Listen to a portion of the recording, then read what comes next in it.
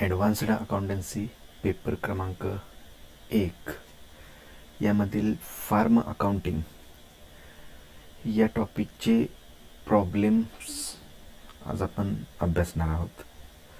तर सुरुवातीला आपण फार्म अकाउंटिंग्स यामधील क्रॉप अकाउंट, तर शेतीविषयक ज्या विविध ॲक्टिव्हिटीज आहेत, तर या एक ॲक्टिव्हिटीचा आपण सुरुवातीला इथं प्रॉब्लेम पाहायचा आहे.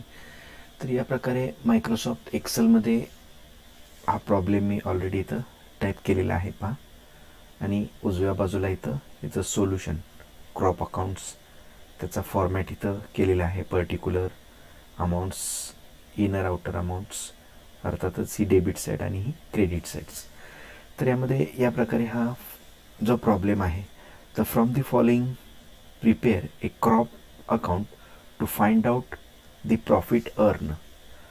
तर पुढील माहितीच्या आधारे आपल्याला क्रॉप अकाउंट तयार करायला सांगितलेला आहे आणि त्याच्यावरून एकूण नफा किती झालेला आहे तर तो आपल्याला इथं कॅल्क्युलेट करायचा आहे. तर या संबंधित जी इन्फॉर्मेशन आहे ती या प्रकारे दिलेली आहे पहा. ओपनिंग स्टॉक, यामध्ये 3 प्रकारचा स्टॉक आहे: ग्रेन, सीड्स आणि फर्टिलायझर्स. यामध्ये एकूण 3,600 रुपयाचा हा स्टॉक आहे 3 प्रकारचा. त्याचबरोबर एकूण परचेसेस जी अमाऊंट आहे, 2 प्रकारचे परचेसेस आहेत, सीड्स आणि फर्टिलायझर्स. टोटल अमाऊंट्स आहे 1,000. यानंतर wages paid in cash 3,500, wages paid in kind by giving grain 2,500, sale of grain 25,400, grain consumed by owner 600. यानंतर grain consumed by livestock section, depreciation on machinery, repairs and maintenance आणि last closing stocks. तर या प्रकारे ही जी information दिलेली आहे, तर एकदम simple problem आहे पहा. तर यामध्ये इथं हॉरिझॉन्टल फॉर्ममध्ये आपण हा जो फॉर्मॅट आहे क्रॉप अकाउंटचा हा इथं तयार केलेला आहे. तर ही जी डावी बाजू जी आहे ती इथं पूर्णपणे डेबिट साईड, अर्थातच इथं सर्व प्रकारचे खर्च या बाजूला दाखवले जातील आणि या बाजूला सर्व प्रकारचं इन्कम. तर आता याचं जे सोल्युशन आहे या प्रॉब्लेमचं, तर त्याला आपण सुरुवात करूया. तर सुरुवातीला इथं ओपनिंग स्टॉक यामध्ये एकूण 3 घटक दिलेले आहेत. तर ओपनिंग स्टॉक्स या डेबिट साईडला आपण प्रथम घेऊया. टू ओपनिंग स्टॉक यामध्ये एकूण 3 प्रकारचे घटक आहेत: ग्रेन, यानंतर सीड्स, यानंतर फर्टिलायझर्स. यामध्ये 2,600, यानंतर 600, 400 अशा प्रकारे is equal to total stock जो आहे ओपनिंग स्टॉक त्याची टोटल येईल 3,600 रुपये. यानंतर परचेसेस यामध्ये 2 घटक आहेत. नेक्स्ट टू परचेसेस यामध्ये सीड्स आणि फर्टिलायझर्स. यामध्ये सीड्सची एकूण अमाऊंट आहे 400, fertiliser 600, total is equal to 1,000. तर या प्रकारे परचेसेसची एकूण जी रक्कम झालेली आहे ती 1,000 रुपये. यानंतर पुढचा जो घटक आहे तो वेजेस पेड इन कॅश 3,500 रुपये. नेक्स्ट घटक घेऊया आपण टू वेजेस. तर यामध्ये 2 प्रकारचे वेजेसचे घटक आहेत. मजुरी जी दिलेली आहे रोखीच्या स्वरूपात ती दिलेली आहे इन कॅश. इन कॅश एकूण मजुरी दिलेली आहे पहा 3,500 रुपये. आणि त्याचबरोबर wages paid in kind by giving grain. By giving ग्रेनच्या स्वरूपात जी मजुरी दिलेली आहे ती 2,500 रुपयाची एकूण मजुरी दिलेली आहे. तर अशा प्रकारे याची जी एकूण टोटल जी अमाऊंट आहे ती येईल 6,000 रुपये. तर यामध्ये पहा, इथं वेजेस दोन प्रकारे दिले जाऊ शकतात, एक रोख रक्कम आणि दुसरी वस्तूच्या स्वरूपात. तर शेतीविषयक ॲक्टिव्हिटीजमध्ये आपल्याला माहीत आहे की फीचर्समध्ये आपण पाहिलं होतं की बार्टर ट्रान्झॅक्शन्स म्हणजे वस्तू विनिमय जो व्यवहार आहे तो या शेतीविषयक व्यवसायामध्ये केला जात असतो. म्हणजे शेतीविषयक ॲक्टिव्हिटीमध्ये जे मजूर असतात, शेतामध्ये जे मजूर येत असतात, तर ते मजूर दिवसभर शेतामध्ये काम केल्यानंतर त्यांचा दिवसभराचा जो रोजगार आहे किंवा जी मजुरी आहे ती एकतर त्यांना रोख स्वरूपात मिळू शकते किंवा एकतर वस्तूच्या स्वरूपात. तर अशा प्रकारे वस्तूच्या स्वरूपात ही मजुरी देत असताना मे बी ते मग पिकांच्या प्रकारानुसार, आता इथं ग्रेन्स म्हणजे धान्य असेल, मे बी ज्वारी असेल, तांदूळ असेल. जसं आपण पाहतो की भुईमूग वगैरे ज्यावेळेला काढणी असते किंवा ज्वारीची काढणी वगैरे असते, तर त्यावेळेला मजुरांना त्याची ठराविक जो त्यामधील दिवसभर काम केलेला आहे त्यामधील ठराविक हिस्सा हा मजुरीच्या स्वरूपात दिला जात असतो. तर अशा प्रकारे हा घटक आपण इथं 2,500 इथं दाखवलेला आहे. यानंतर पुढचा जो घटक आहे तो सेल ऑफ ग्रेन, अर्थातच हे उत्पन्न आहे, बाय सेल ऑफ ग्रेन, जे धान्याच्या विक्रीमधून एकूण प्राप्त झालेले आहेत 25,400 रुपये. यानंतर ग्रेन कंझ्युम्ड बाय दी ओनर 600. तर आता ग्रेन कंझ्युम्ड बाय ओनर म्हणजे जे धान्य आहे कंझ्युम म्हणजे वापरलेलं आहे कोणी, bye owner 600 rupees.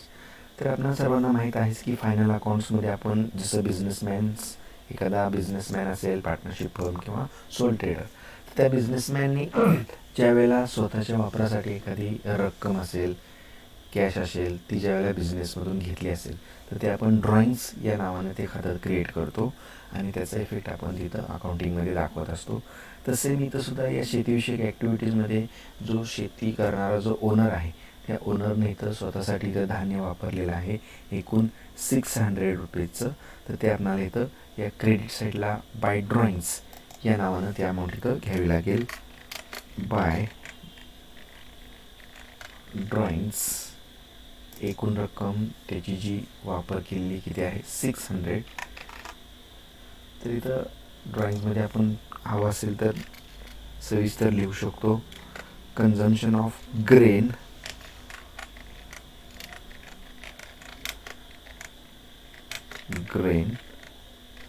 Bye owner.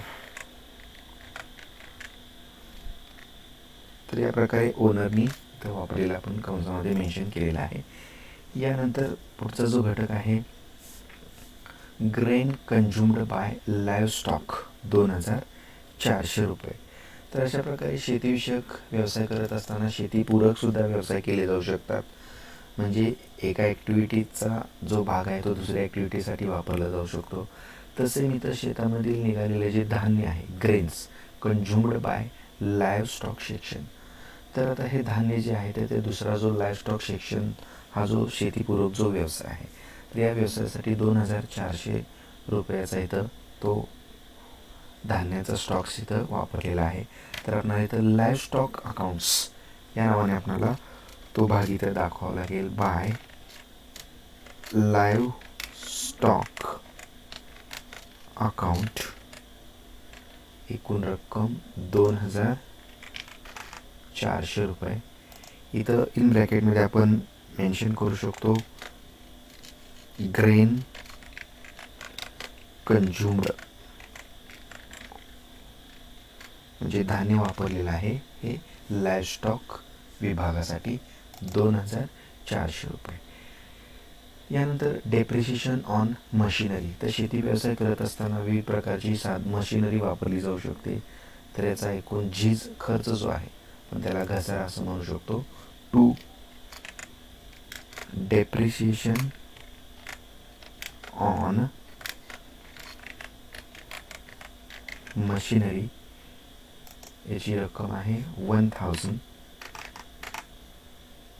यानंतर repairs and maintenance to repairs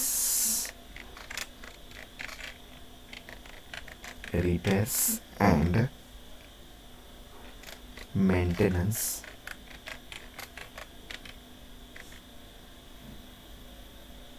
repairs and maintenance of machinery एकूण आहे 2,000 रुपये.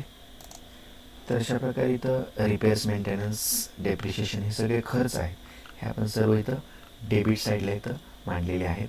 यानंतर शेवटचा घटक आहे क्लोजिंग स्टॉक्स. तर अर्थातच हा क्रेडिट साईडला हा स्टॉक इथं दाखवला जाईल. By closing stock. यामध्ये एकूण 3 घटक आहेत. क्लोजिंग स्टॉकमध्ये एकूण ग्रेन, यानंतर सीड्स आणि लास्ट आहे फर्टिलायझर्स. तर यामध्ये या ज्या 3 अमाऊंट्स आहेत, ग्रेन्स आहे 2,000, सीड्स अमाऊंट आहे 400 आणि फर्टिलायझर्स आहे 600. या प्रकारे याची जी टोटल आहे, टोटल येईल त्याची 3,000 रुपये हा क्लोजिंग स्टॉक आहे. तर या प्रकारे हे जे घटक दिलेले आहेत हे आपण इथं या डेबिट साईडला सर्व खर्च आणि क्रेडिट साईडला सर्व इन्कमचे घटक आपण इथं मांडलेले आहेत. तर यामधील पुन्हा एकदा आपण पाहूया. तर इथं ओपनिंग स्टॉक आपण हा डेबिट साईडला घेतलेला आहे, परचेस डेबिट साईडला घेतलेला आहे. यानंतर महत्त्वाचा भाग वेजेस पेड इन कॅश आणि वेजेस पेड इन काइंड. तर यामधील हे जे 2 घटक आहेत, वेजेस इन कॅश 3,500 रुपये आणि ग्रेन्स 2,500 रुपये हे आपण या बाजूला घेतलेलं आहे. तर यामधील आता वेजेसचा जर आपण विचार केला तर यामधील ग्रेन्सचा जो भाग आहे तर हा अत्यंत महत्त्वपूर्ण आहे. पहा, grains consumed wages paid in kind by giving grain 2,500 रुपये. तर वेजेस पेड इन कॅश आपण 3,500 इथं घेतलेले आहे. Wedges paid in kind by giving grain 2,500. तर आता इथं वस्तूच्या स्वरूपात 2,500 रुपये हा खर्च आपण डेबिट साईडला घेतलेला आहे. तर आता हा जो याचा दुसरा पण इफेक्ट आपल्याला इथं कॉन्ट्रा इफेक्ट करावा लागेल, कारण हा वेजेससाठी केलेला खर्च आहे आणि धान्य पण आपल्या इथं केलेलं आहे. त्यामुळे धान्याचा जो भाग आहे तो आपल्याला इथं क्रेडिट साईडला सुद्धा इथं तो भाग आपल्याला इथं बाय वेजेस या नावानं आपल्याला तो दाखवावा लागेल. बाय वेजेस मी कंसामध्ये in the form of grain.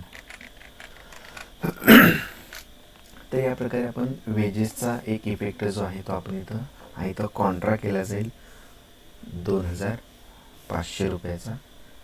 2,500 रुपयाचा रोखीने दिलेला आहे 3,500 आणि वस्तूच्या स्वरूपात 2,500. याचा कॉन्ट्रा इफेक्ट केलेला आहे पहा डेबिट साईडला आणि क्रेडिट साईडला. यानंतर सेल ऑफ ग्रेन 25,400. त्याचबरोबर ग्रेन कंझ्युम्ड बाय ओनर ड्रॉइंग्स या खात्यानं आपण घेतलेला आहे 600 रुपीज. यानंतर लाईव्ह स्टॉकसाठी 2,400. त्याचबरोबर डेप्रिसिएशन, रिपेअर्स हा डेबिट साईडला घटक घेतलेला आहे आणि लास्ट क्लोजिंग स्टॉक 3,000. तर अशा प्रकारे हे घटक सर्व मांडल्यानंतर आपण इथं या ॲक्टिव्हिटीजमधून क्रॉप अकाउंटमधून आपल्याला एकूण नफा किती प्राप्त झालेला आहे तो आपण इथं कॅल्क्युलेट करूया. तर एक्सेलमध्ये असल्यामुळे आपल्याला इथं ॲटो समद्वारे आपण इथं टोटल करू शकतो. तर या प्रकारे इथं टोटल आलेली आहे 33,900. तर यामधील आपल्याला एकूण जे डेबिट साईडचे जे खर्च आहेत हे खर्च आपण इथं वजा करूया. हे खर्च आलेला आहे 13,600. तर या प्रकारे 33,900 मधून 13,600 20,300. 20,300 हा असेल आपला नेट प्रॉफिट नेट प्रॉफिट आलेला आहे 20,300. या प्रकारे या डेबिट साईडची सुद्धा ॲटोसम केल्यानंतर आपली जी टोटल आहे ती आपली येईल सेम ॲज पर क्रेडिट 33,900. तर अशा प्रकारे आपण क्रॉप अकाउंट्स हा इथं क्रिएट केलेला आहे. एकूण टोटल आलेले आहे 33,900. नेट प्रॉफिट आलेला आहे 20,300. तर या प्रकारे हा क्रॉप अकाउंटचा प्रॉब्लेम, सिंपल प्रॉब्लेम यामध्ये आपण हा सुरुवातीला इथं या प्रकारे तयार केलेला आहे. तर आजच्या तासाला आपण इथेच थांबूया. धन्यवाद.